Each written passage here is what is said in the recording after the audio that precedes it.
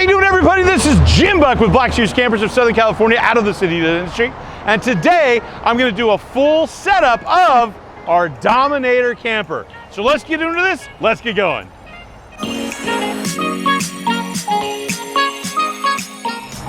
So this is our Dominator tent camper. And so with some of the measurements we're going into, this is gonna be able to sleep up to 4 people. So measuring from the poly block all the way to the back of their spare tires, we're looking at just a little bit over 17 feet long, and we're just about 6 foot wide. It's about 5'8" or so. And so our dry weight on this unit is gonna be 1,977 pounds, as well as our gross vehicle weight of what can be carried with all your gear, you're looking at about 4,400 pounds. So one of the things we want to start off with is making sure that our unit is as balanced as we can get it. We want to use our stabilizer legs to make sure it's as level as we can. Now, one of the things that I like to carry with me is I like to carry blocks. So one of the things we're going to do is we're going to be lowering the legs. So it's very easy if by pulling the pin, this leg will swing around wherever you need it to. So I like to lock it in the straight down position. And I'm going to go ahead and get the wrench. Now the wrench is typically going to be found up here in our front compartment. So we're going to take this out, get our wrench out nice and wrapped up to keep it nice and safe because it's brand new. We're going to come over here, we got our wrench, we got a pivoting handle, and then right here on this nut right here, we're going to place it on the nut, and then what we're going to do is we're going to make our adjustments. Now, to make your adjustment, well, again, what I do is use a block. So usually the end results of what I come up with, because I don't want to have to run my legs all the way down. So with my 4x4 blocks, I'll place them here. So you can see I have 2 blocks in place, and the foot runs this way. And if you notice, I put my blocks this way, and I've also used 2 4x4 blocks to make sure my footing is covered completely and we're not running it on a shallow end. Now, if I do run more blocks, and I have these blocks this way, I would run my other blocks and crisscross them. So you crisscross your blocks to build it up, so that way you don't have to run your legs all the way down. So once you've set all of your legs and you have everything stabilized as best you can, you have it raised up, but again, without extending the legs too much, we want to get our rack out of the way. So you're going to be removing your equipment, get your gear off. Remember, you can hold up to 240 pounds of distributed weight, okay? So what you're going to do is you have these locking pins. You pull out these locking pins, and you pull out this locking pins. Now, we do have some other locking pins we're going to be doing because those hold the lid closed. But for now, we're going to deal with this. You lift that off, you lift this one, and then all you do is push that up out of the way. And then there's shocks on the backside of that help slow down the descent of that, and they'll catch in place and lock in place. Once you have that out of the way, you can go ahead. There's a couple pins here. We got a pin here. You have a pin here you're gonna pull.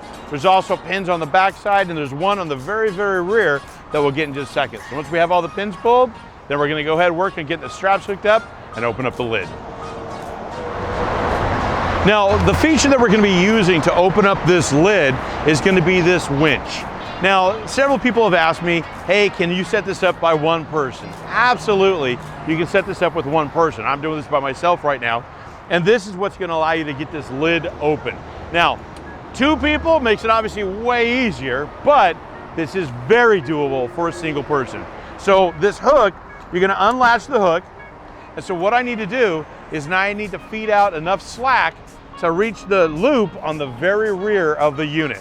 So I'm going to come around here, and I'm just going to unload as much slack as I can. And the best that I can do is I'm going to guesstimate about where I need to be so I can pull out the strap all the way to the rear. Now, you have your unit. Once you have your unit, you can do whatever you like. You can even put like a white mark on the strap to indicate, hey, here's where you need to stop, or maybe use like a gray, Sharpie, whatever you want to do to help indicate, hey, this is how much I need, and this is what's going to make me reach the rear of the unit. So I got what I think may be enough. So let me finish this right here. Now what I'm going to do is I'm going to take this, I'm going to walk to the back, and I'm going to hook this up to the loop on the very back.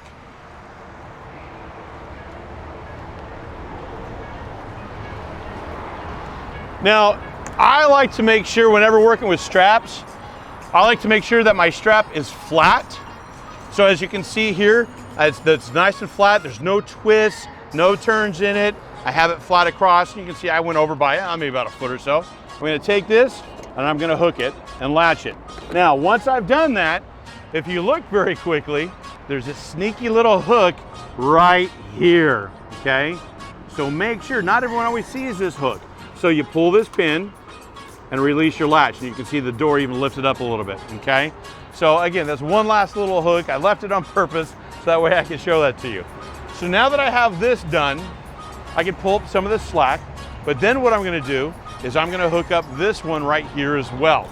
Now to do this one, again, I'm gonna get the handle out of here.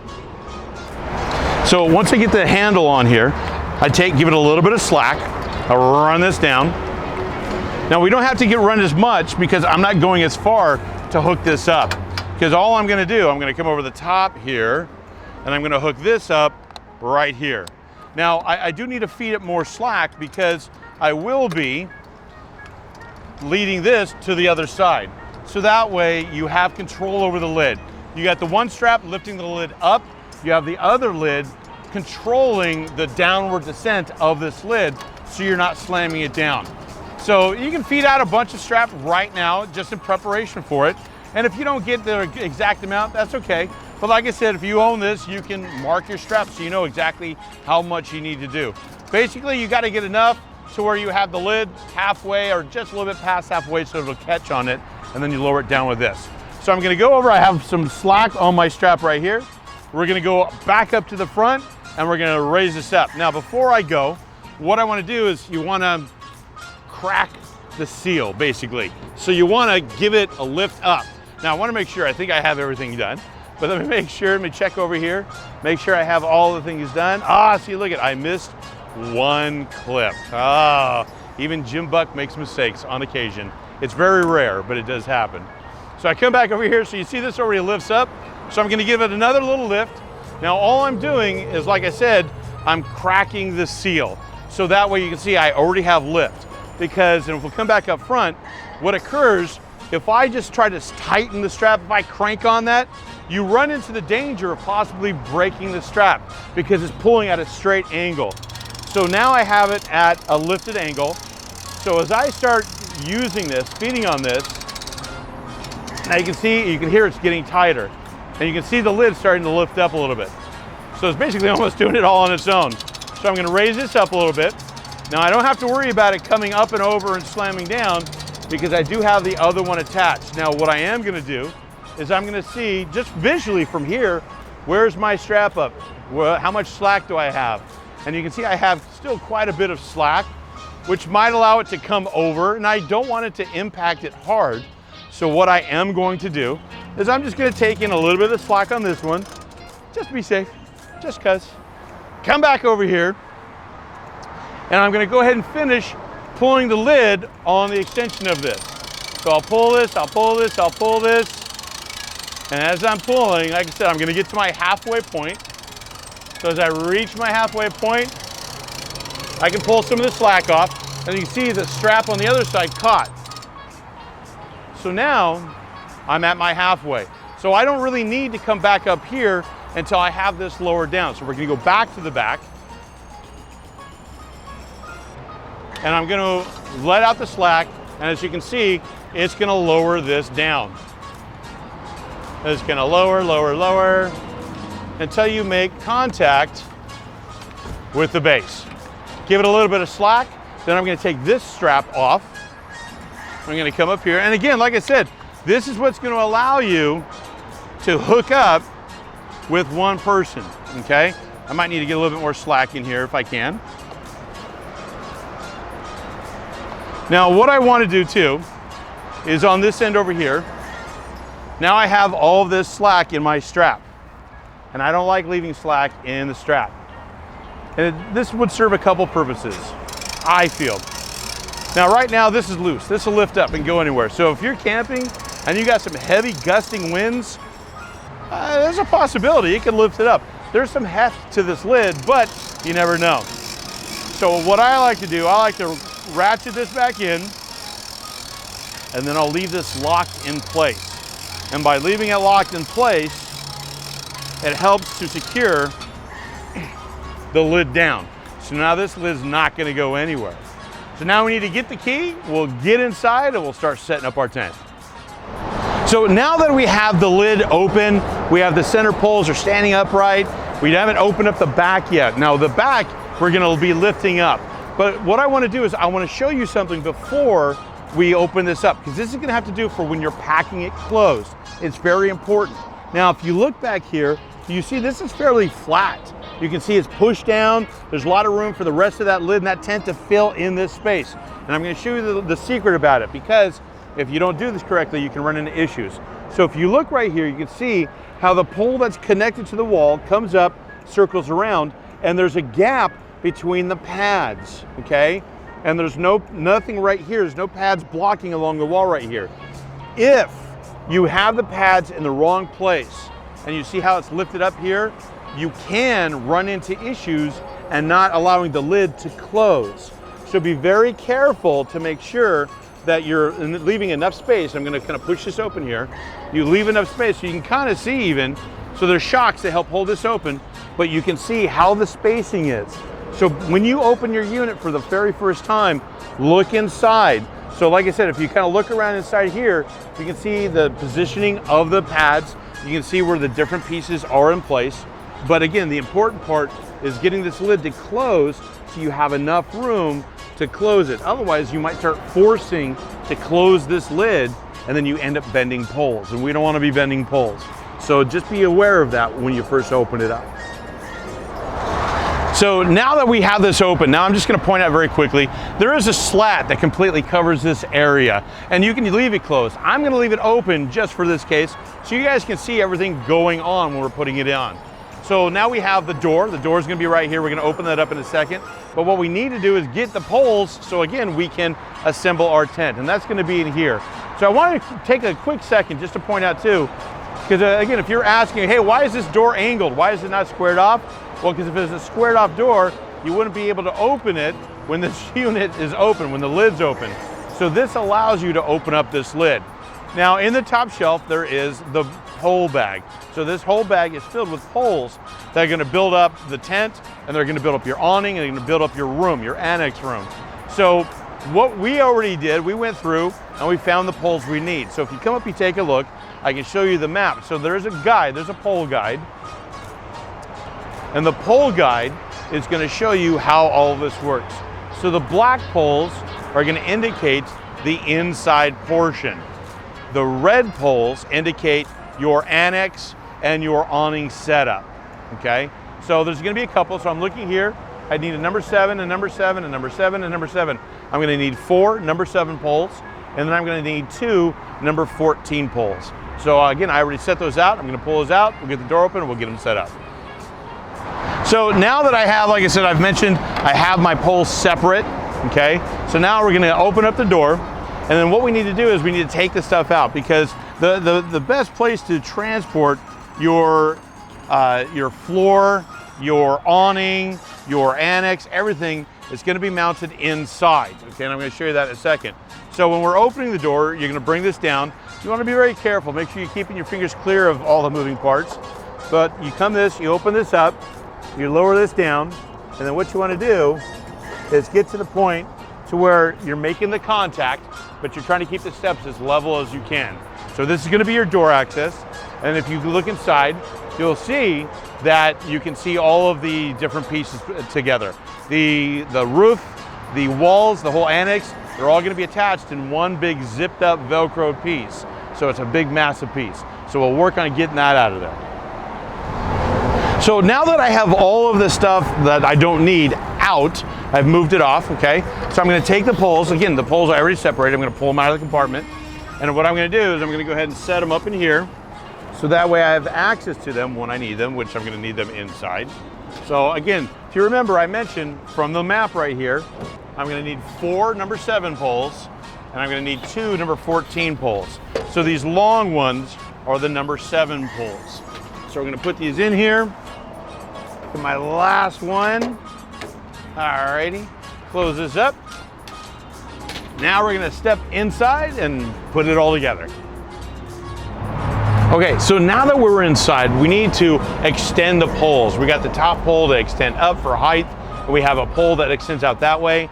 And then we have these shorter ones with the footing on it that are gonna help hold that up or stabilize it as well.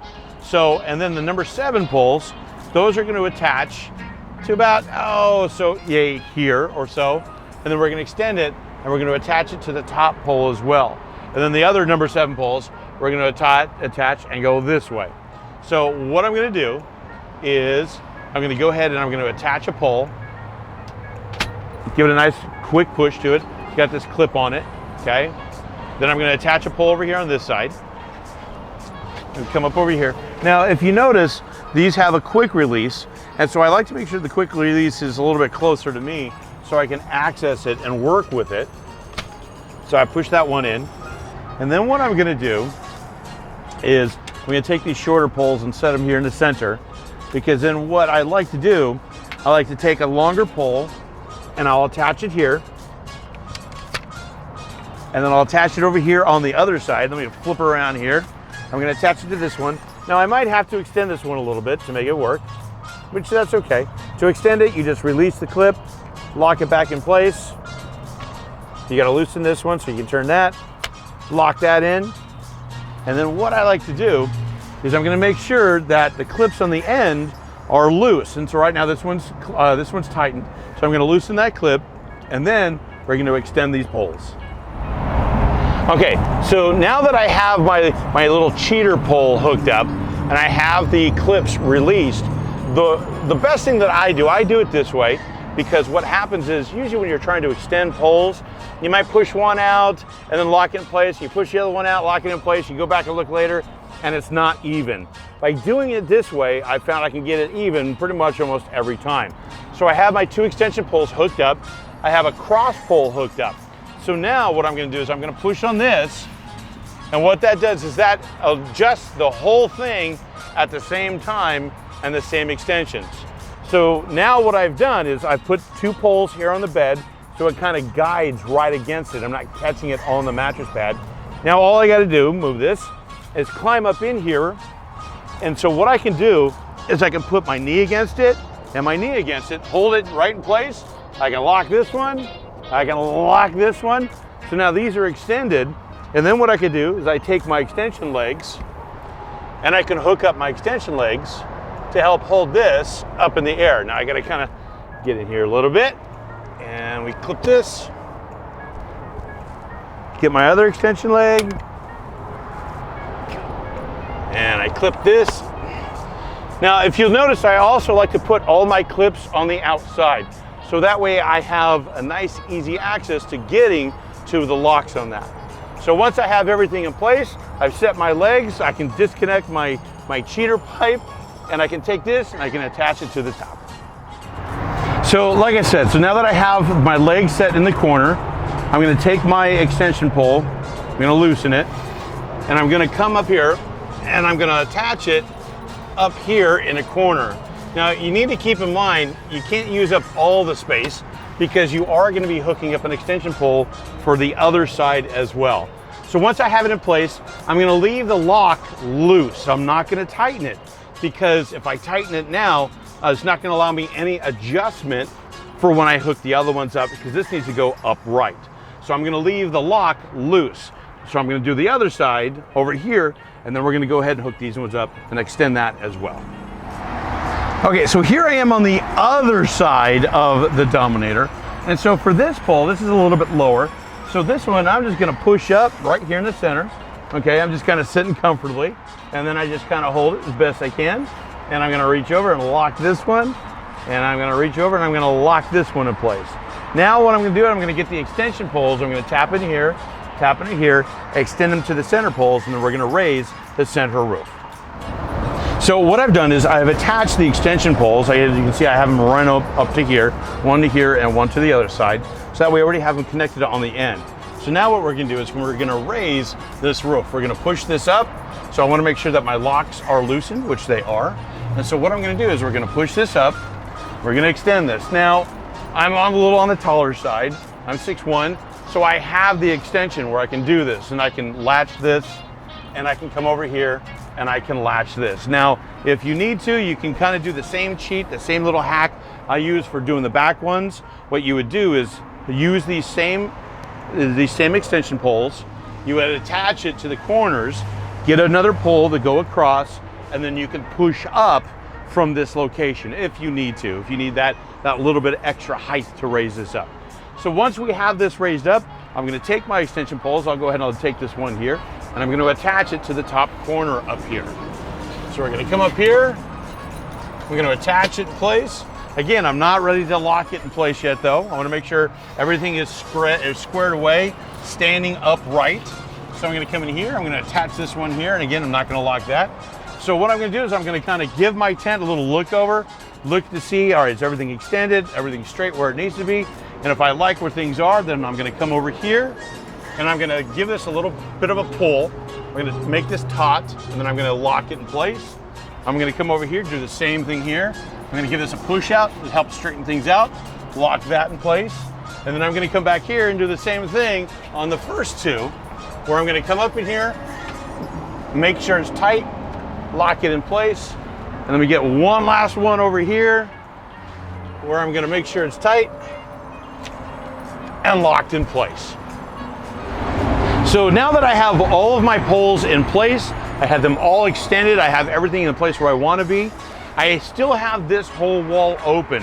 Now again, you don't have to have this wall open, but this really opens up the amount of space that you have, and it makes it really nice, especially viewing. If you're parked boondocked out in a way far off area with a beautiful setting, what a great picture window you have essentially with this whole wall rolled up and the door. And this is going to be essential when you come down to setting up your awning or your annex room, because this is going to create a very large opening for your awning and your annex room. One other little thing that I'm just going to point out, if you are going to put the whole skirt on, this piece would flip outside. There's a Velcro skirt that would attach to this along with zippers. And so this zipper right here is where this door would actually attach to, or this wall I should say. This would unroll, come down, and it would zip to this, is where it would normally be attached. But again, I like having it open so you have this nice wide open view. So now that I have everything set in place in here, I'm going to go ahead and step outside and finish buttoning everything up. So once you've got all the poles and everything set up inside, then you come outside, there's a few little housekeeping items you need to take care of. So for instance, this little flap right here, a lot of times when you have it folded up, obviously you want it tucked in so you're not getting it caught in the door or in the seal. So you come out here, you make sure you pull it tight around the corners, you make your adjustments.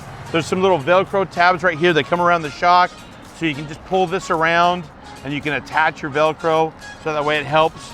And then same thing here, there's snaps, there's buttons. And so these buttons will actually be, you'll pull them over and you'll attach them right here. And so as it goes down, it comes down, there's a strip that comes across. This is gonna attach to this side, and that's gonna be your base for attaching your Velcro for the skirt that covers up the edges. So again, you're just gonna keep going, you're gonna keep walking, making sure everything is in place. And as you can see now, we've rolled this wall down so that I had that big area opened up. I've rolled it down so now you can kind of see what this wall looks like. As I come around to the last little thing I want to show you is your window coverings. Now, like I said, I did mention there's an awning and you can set up your annex. And if you want to see the awning or the annex setup, go back to our library, check our library for our classic double. The classic double, we have the full awning setup, we have the full annex setup. Now, it is a larger unit, but pretty much it is exactly the same as it is for the Patron and our Dominator here. So be sure to check out our library for how to set up the awning and the annex. But for the window coverings right here, I'll just show you real quick. So there is an extra zipper here to help enclose it, you can see, and it's zipped up. And so there is a loop. Now, there is a loop right here, and then there's a secondary loop. The secondary loop actually has a pocket that the hook will go into. So that way, the hook is not against your paint. So make sure you're putting it in the right hook. You put that in, I have a crossbar right here. You get the two sides put in, get the crossbar put in, you extend that out, you extend this up, and then you have your window coverings. So that helps protect you from like rain coming in your camper while you're out boondocking in the way out areas. So there you have it, the Dominator tent camper from Black Series. So if you have any questions, please be sure to send us an email at info@blackseriescamper.com. Be sure to check out our YouTube channel, Official Black Series Camper US, to see all of the helpful videos that we have out there, or other walkthrough videos. But again, this is Jim Buck with Black Series Campers in Southern California, out of the City of Industry, with the Dominator tent camper, saying take care. We'll see you out there. How you doing, everybody? This is Jim Buck with Black Series Campers of Southern California, out of the City of Industry. And we hope that you enjoyed the last video of a series that we just got finished watching. And what we'd like to do is we'd like to ask to make sure that you please like and subscribe to our channel, so that way you can see all of the videos that are coming up in our series. So make sure that you get out there, you smash that bell up in that corner up there. And again, this is Jim Buck with Black Series Camper, so we hope you enjoyed that video. Take care, everybody. Have a great day.